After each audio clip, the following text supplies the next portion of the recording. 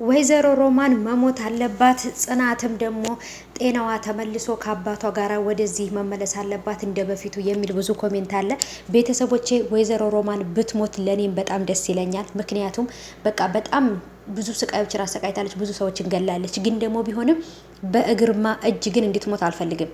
ግርማ እንዲገላት አልፈልግም። ምክንያቱም ግርማ በጣም ብዙ መከራ ስቃዮችን ያሳለፈ ሰው ነው። ከልጁ ጋር ልጁ ተሽሏት እሱም ከዚህ መከራ ስቃይ ወጥቶ በደስታ ህይወትን መኖር አለበት ብዬ አስባለሁ። እንደዚህ እንደተሰቃየ ልክ በሮማን ምክንያት እስር ቤት መግባት የለበትም።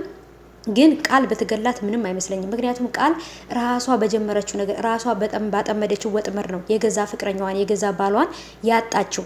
ከሮማን ጋር መጀመሪያም አብራ መስራት ባትጀምር የራሷን ባሏን የራሷን ሰው ባላጣች ነበር።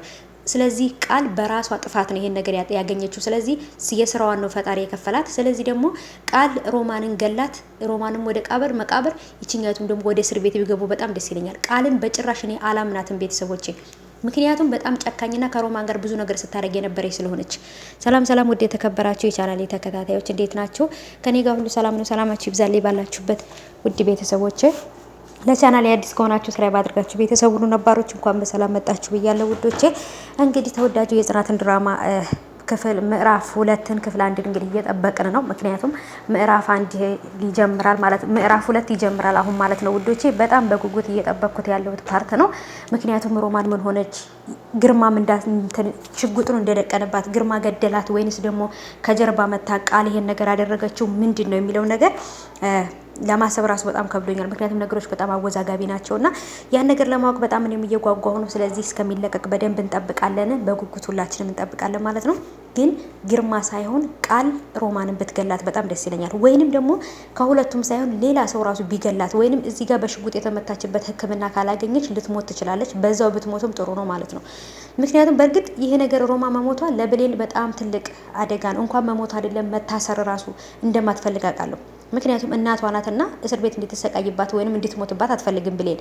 ግን ቢሆንም ደግሞ ሮማን ያደረገችው ነገር ለብሌን ብዬ ነው ለልጄ ብዬ ነው እያለች የብዙ ሰዎችን ህይወት ጨላ አድርጋለች እና ይሄ ነገር በጣም በዛ ከምላችሁ በላይ ማለት ነው ቤተሰቦቼ። እና ለዛ ነው እስቲ እንግዲህ በቀጣይ ምን ሊፈጠር እንደሚችል አላውቅም። በደንብ አድርገን የምናይ ይሆናል፣ እንጠብቃለን ማለት ነው ውዶቼ። እና እናንተ በጉጉት እየጠበቃችሁ ነው፣ እኔም በጉጉት እየጠበቅኩ ነው። ጽናትም ተሽሏት ከአባቷ ጋር በሰላም ወደዚህ መታ አባቷን ልታግዘውና ከጎኑ ልትወለት ይገባል ብዬ አስባለሁ።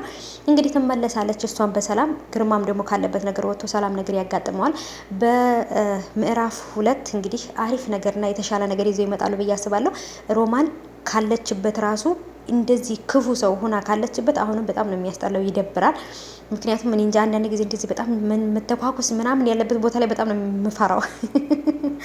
እና እንግዲህ እስቲ ምን እንደሚፈጠር አላውቅም። በቀጣይ ላይ በጣም ሀርድ የሆነ ነገር ይፈጠራል ብዬ አስባለሁ።